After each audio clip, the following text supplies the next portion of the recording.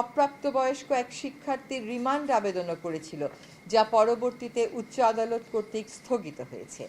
এমন নির্মম হত্যাযজ্ঞের ও বল প্রয়োগের নিন্দা, ধিক্কার বা প্রতিবাদের উপযুক্ত ভাষা আমাদের জানা নেই। এই বিপুল প্রাণহানির দায় প্রধানত সরকারের। শান্তিপূর্ণ আন্দোলনকারীদের উপর যে মাত্রায় বল প্রয়োগ ও সন্ত্রাসী কায়দায় আক্রমণ করা হয়েছে তা দেশের জনগণ ও বিশ্ব বিবেককে স্তম্ভিত, ক্ষুব্ধ ও মর্মাহত করেছে। আন্দোলন চলাকালে নাশকতামূলক তৎপরতার কারণে বেশ কিছু রাষ্ট্রীয় প্রতিষ্ঠান, স্থাপনা ও সম্পদ ক্ষতিগ্রস্ত হয়েছে, যা কোনোভাবেই সমর্থনযোগ্য নয়।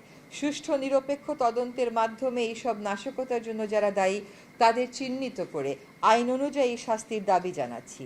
তবে এই অজুহাতে ভিন্ন মতের কাউকে দমন পীড়ন বা সাধারণ মানুষকে হয়রানি কোনোভাবেই সমর্থনযোগ্য নয়।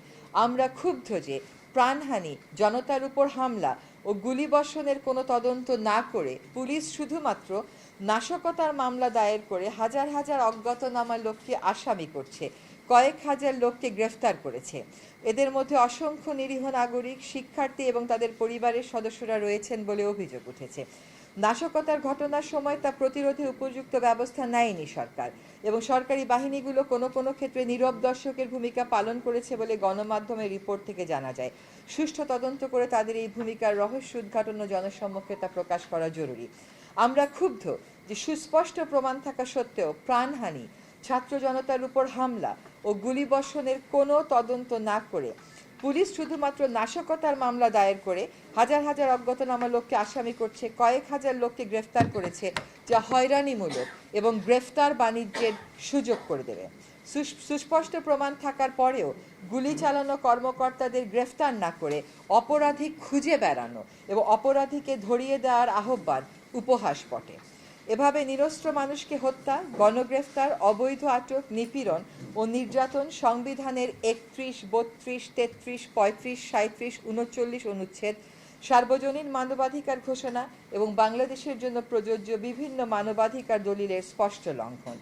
আন্দোলন দমনে নির্বিচার হত্যা মানবতা বিরোধী অপরাধ ও আন্তর্জাতিক অপরাধ আদালতে বিচারযোগ্য অপরাধ। এমন গুমট ও সংকটময় পরিস্থিতিতে দেশের বৃহত্তর স্বার্থে শিক্ষার্থীদের ভবিষ্যৎ ও সামগ্রিকভাবে শিক্ষাঙ্গনকে নিরাপদ ও শিক্ষামুখী রাখতে নিম্নোক্ত দাবিগুলো তুলে ধরছি। 1. কোটা সংস্কার আন্দোলনে police, RAB, answer, BGB, Chhatra League, Jubo League সহ সরকারি মদতপুষ্ট অস্ত্রধারীদের গুলি এবং নির্মম আঘাতে নিহত সকল মৃত্যুর সঠিক স্বচ্ছ তদন্ত হতে হবে এবং প্রকৃত দোষী, তা সে যতই উচ্চ পদাধিকারী বা কোনো দলমতের হোক, সর্বোচ্চ আইনানুগ শাস্তি নিশ্চিত করতে হবে। 2. স্বাধীন, গ্রহণযোগ্য এবং বস্তুনিষ্ঠতার স্বার্থে প্রতিটি হতাহতের এবং আইন শৃঙ্খলা বাহিনীর অস্ত্রের ব্যবহার ও বল প্রয়োগের বিষয়ে জাতিসংঘের উচ্চ পর্যায়ের বিশেষজ্ঞদের তত্ত্বাবধানে তদন্ত হতে হবে। এই প্রক্রিয়া দ্রুততম সময়ের মধ্যে শুরু করতে হবে। 3. ইতোমধ্যে সংগ্রহীত ছবি, ভিডিও ফুটেজের মাধ্যমে চিহ্নিত সকল হন্তারক ও আক্রমণকারীকে অবিলম্বে গ্রেফতার করে আইনি প্রক্রিয়া শুরু করতে হবে। এ ব্যাপারে কাল বিলম্বের কোনো সুযোগ নেই। 4. জাতির ইতিহাসে সংগঠিত এমন নজিরবিহীন হতাহতের শিকার সকল নিহত আহত নাগরিকের পূর্ণাঙ্গ তালিকা সরকারকে অবিলম্বে প্রকাশ করতে হবে। 147 জন নয়, সকল নিহত আহত নাগরিকের সম্মানে জাতির সহানুভূতি, সম্মান আর শ্রদ্ধা প্রদর্শনের জন্য রাষ্ট্রীয়ভাবে যথাযথ মর্যাদায় শোক ঘোষণা করতে হবে। এই শোক প্রকাশকে আক্রমণকারীদের গ্রেফতারের দৃশ্যমান প্রক্রিয়া শুরু করে আন্তরিক ও অর্থবহ করতে হবে। দায় মেনে নিয়ে প্রত্যেক নিহতের পরিবারকে পর্যাপ্ত ক্ষতিপূরণ দিতে হবে এবং পুনর্বাসন নিশ্চিত করতে হবে। আহতদের সুচিকিৎসা নিশ্চিত করতে হবে। অঙ্গ হারানো সকল নাগরিকের পুনর্বাসন নিশ্চিত করতে হবে। কেবল প্রতিশ্রুতি নয়, ক্ষতিপূরণ আর পুনর্বাসনের পুরো পরিকল্পনা ও বাস্তবায়নের চিত্র জাতির সামনে অনতিবিলম্বে তুলে ধরতে হবে। অবিলম্বে আটককৃত সকল শিক্ষার্থীর মুক্তি দিতে হবে এবং শিক্ষার্থী গ্রেফতারের চলমান প্রক্রিয়া বন্ধ করতে হবে। সকল শিক্ষা প্রতিষ্ঠান খুলে দিতে হবে এবং সেখানে অস্ত্রধারী ও প্রভাব বিস্তারের রাজনীতি বন্ধ করতে হবে। 8. তথাকথিত ডিবি হেফাজত থেকে সকল সমন্বয়কারীকে মুক্তি দিতে হবে। এমন জোরপূর্বক উঠিয়ে নেওয়া আর বেআইনি হেফাজতের ব্যাখ্যা দিতে হবে এবং এর সাথে জড়িত সকলকে জবাবদিহিতার মুখোমুখি করতে হবে। 9, সরকারকে ভয় দেখানোর সংস্কৃতি থেকে সরে আসতে হবে।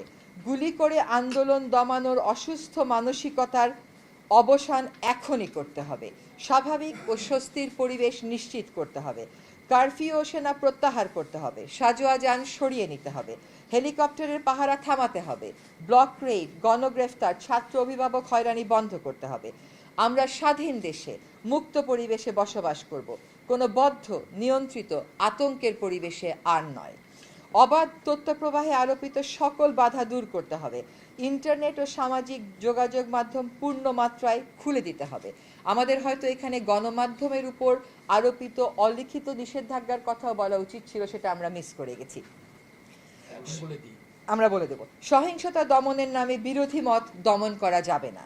স্পষ্ট প্রমাণের মাধ্যমে সহিংসতার প্রতিটি ঘটনার তদন্ত করে দোষী ব্যক্তিদের শাস্তি নিশ্চিত করতে হবে।